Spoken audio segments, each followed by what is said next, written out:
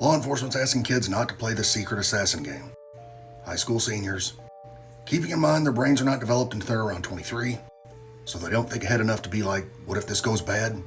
The consequences are severe enough to have this conversation with your kids. Multiple variations of this game, you may have played it. Multiple close calls have happened across the nation. But a kid got shot in Florida.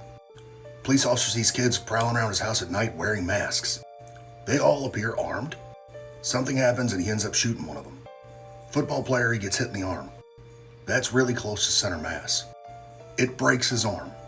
For those that don't know, they don't just stick those splintered pieces back together again. They cut out a section, cut those ends off and make them square, and then put a rod in your arm. That arm will be fixed, but it will never be the same, especially as an athlete. This is what the kid was carrying. It's a water gun. In the dark, under stress, that's a firearm all day long. Even with a little bitty orange tip, you'll never see it under stress. Incidentally, there's some incidences that make it even worse. They paint them up to make them look like real firearms. Like I said, inability to think ahead. There was a group that ran into a Waffle House and pulled their water guns, and the guy that was concealed carrying almost shot them. Everyone says my kid wouldn't be dumb enough to do this, but it's worth having a conversation. Be aware and be safe.